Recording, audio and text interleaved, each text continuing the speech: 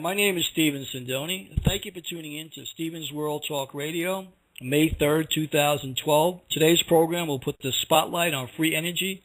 I'm delighted to have as my guest today Jerry Thomas, also known as JT to me and some of our close friends. Jerry, welcome to the show today. Greetings and hello to everyone out there. Well, I'm very excited to have you on here, Jerry, because I haven't seen you now probably over a year, maybe going on 2 years possibly. I like to begin this interview by allowing you to tell the viewers and listeners who Jerry Thomas is. Well, very good. Well, on many levels, I'm someone who's come a long ways. I started out with a more conventional upbringing.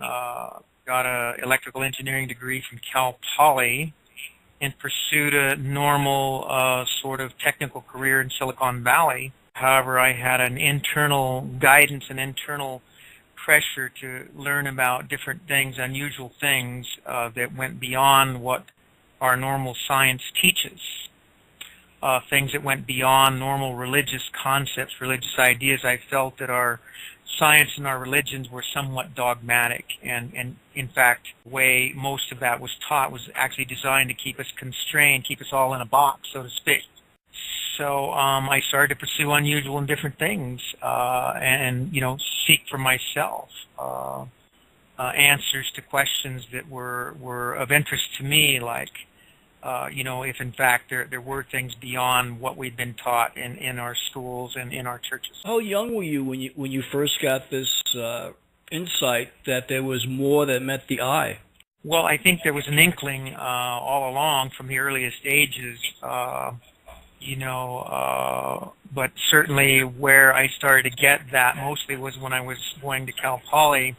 I started to read these books about this guy, Don Juan, written by Carlos Castaneda, and that kind of piqued my interest about unusual things. Yeah, I think I read one of his books, Don Juan Quixote, is that correct? Yeah, and again, they talked about these journeys, and I realized that a lot of these journeys were based on altered states, hallucinogenic, so forth and so on. However, something unusual happened to me one day. I was sitting in the bathtub and thinking about Don Juan, and as I stared in the water, as I sat there, the water started to turn this greenish phosphorescent color, and I was floating in this greenish cloud of energy. And this very personal experience was quite astounding to me, that wow, something really was different here. Yeah, that is definitely life-changing to have something like that happen. So yeah, I think what started to happen is I had a curiosity, and then I started to have experiences that started to reinforce my idea that things really were different than what we'd been taught by our schools and by our churches and by our governments. Well, I'm not surprised that you're saying that, because a lot of people who've gone through the conventional school system have come away disillusioned by what they've learned. Well, again, that's what led me into some of these things. I think what's different, Steve, about some of my experiences, a lot of people might hear that little story of me sitting in the tub with green energy. And what I have to point out is a lot of my stories, especially the ones I talk about in my book, Free Energy 101, most people would say, well, maybe the guy was on drugs, so forth and so on, or drinking, or so forth and so on.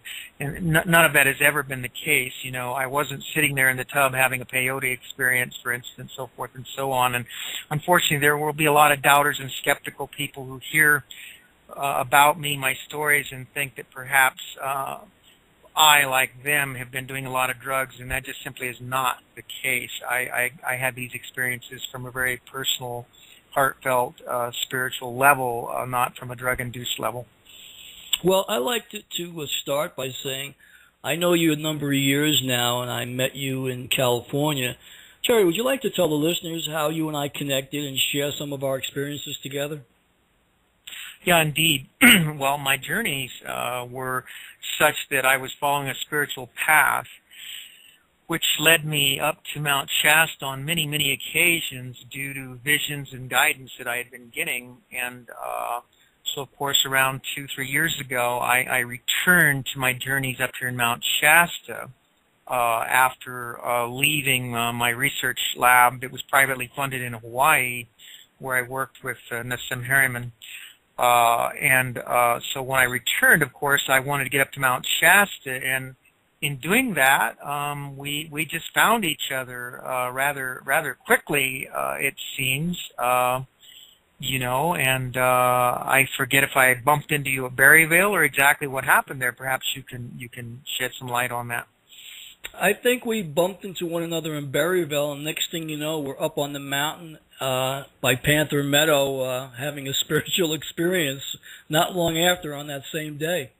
Yeah, that's correct. And then, of course, you and I hit it off because of the Mount Shasta connection. And, of course, you started to tell me about your reason for being at Mount Shasta, and I shared my reasons that, I'd been guided spiritually to come up here many, many, many times. I had already had many extraordinary experiences in the Mount Shasta area. And so your interests and mine were similar as far as unraveling a lot of the mysteries of Mount Shasta. And then, of course, you decided to have me on a couple of your shows that you were doing while you were up here at that time. Right, yeah. I was doing a show, Legend, Mystery, and More, at the Siskiyou College in Shasta, and I believe we did at least 4 episodes together. And I bonded with you, and it was interesting because before we did our first episode, just right after we met, you brought over to my house one of your inventions to use. Can you tell the listeners what the name of that invention was and its purpose? Yeah, that was a Tesla-based technology. We call it the Energizer. And I had been using a model that we had built for about a year to get extra energy throughout my entire body. It's the type of thing you stand around, you don't have to touch anything. You turn it on and it energizes every cell in your body, and it really is an amazing extra energy feeling, much more healthy for people than drinking coffee or other stimulants. I think everybody should be using these things. It's really remarkable stuff. At that time, it was my personal unit, and I think I shared it with you. And you can mention to the listeners maybe what your experience with that might have been like. Well, my experience was, I believe I had it for at least 3-4 days before I returned it to you, but I was feeling very, very euphoric. I was very light. I was very clear in my thoughts, and I was very much energized and at peace with myself that I hadn't experienced for a while. I had some things happening around that time where it was difficult for me. I guess I was looking over my shoulder a bit, for lack of a better word, because of the fact that I was looking for ancient civilizations. I was looking for tunnels, and being in new surroundings, there were people that I was meeting, and I had to decipher first whether they were friend or foe. And though you want to give people the benefit of the doubt, I was also a little leery of the fact who I would allow, to be close with or to be confidential with. But I noticed those 3 days when I had your machine, it allowed me to feel a peacefulness within myself, as though I was opening up my chakras. And I just felt, though, that the energy that I was getting was very eclectic, and it was very helpful at that time. And I was kind of like sad that you took the machine back. Well, there's been a couple of companies that have made these machines available, and many of the listeners will be familiar with this type of technology. There was a company called Vibe who is no longer in business, and these machines sold for $20,000 plus. And so they were a little bit pricey for people, and sadly not many people have gotten to experience the energy and the effects from these machines. And, I really wanted you to feel that, to kind of get a sense of why I was so involved with these energies, these studies, because I felt that this was profound stuff that was going to help create a better reality, a better life for all of us, really. Well, also, too, around that time we first met in our first conversation, you had mentioned about the project in Hawaii. Nassim was a name that you brought up, which I thought was unusual because Nassim is not a name that you hear every day. You talked about investors in Hawaii, and you were developing free energy technology. So while I had this piece of equipment, of course, and I was experiencing the benefit of this, I really wanted to know more. Can you expand on your time in Hawaii for us? Yeah, we'll talk a little bit about that. Well, in the course of investigating free energy, working on some free energy inventions of my own. We say free energy to people, but what we're talking about is devices that produce more output energy than you, the user, put in.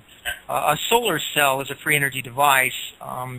You don't put any energy into a solar cell, and out energy comes when you stick it in the sun. And, people get really kind of bent out of shape when they hear about over unity free energy. In engineering, we like to use the term coefficient of performance. And it's very, very common in heating and air conditioning to have heat pumps that have a coefficient of performance greater than 1. Nobody gives this even the least skepticism or doubt. It's well known in that business that heat pumps have COPs 2, 3, 4, and even greater, which means that even though you're putting in 1 unit of electricity, you're getting more units of heat out.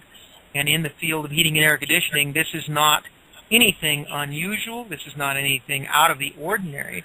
However, when people such as myself come along and try to explain to people that, we're working on or developing or inventing devices that produce more energy out than we put in, people tend to get a little bit crazy about all that and say that we're violating all the laws of thermodynamics, so forth and so on, when in fact you can go down to your local heating and air conditioning place any day of the week and get a heat pump with a COP greater than 1, and nobody is suing Rain or some of these heating and air conditioning places over false claims, or nobody's locking up your local heating and air conditioning guy, putting him in jail for violating the laws of thermodynamics. And that's really, it seems like what people want to do is they want to lock us up for violating their sacred laws. In any event, our gentleman in Hawaii, a very wealthy software guy, decided that he agreed with us that we're not violating the laws of thermodynamics. And my friend Nassim Harriman, who had already taken an interest in my research and me helping him with his, decided to include me in that research development there in Hawaii. So now, Nassim, is he more a inventor? Yeah, I would say that, he's known for his theoretical thinkings and theoretical ideas on cosmology and geometry. And he's very, very, good at that. And again, he just sort of self-educated individual who got his ideas from his own intuitions, researching a great many number of people. And I would say very, very bright in that area, no doubt about it. What he liked about me is that I had already developed some unusual energy devices, unusual things that I convinced him, these things were a good idea to work on. And so we decided to work together. Now, speaking for quite a number of years. For a number of years now, right? Yeah, off and on for about 10 years. We were involved with similar common researches and interests.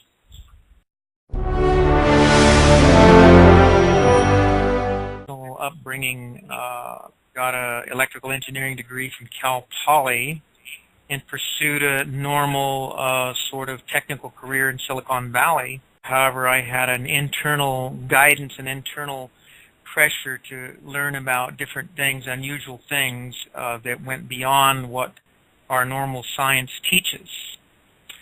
Things that went beyond normal religious concepts, religious ideas. I felt that our science and our religions were somewhat dogmatic, and in fact, the way most of that was taught was actually designed to keep us constrained, keep us all in a box, so to speak.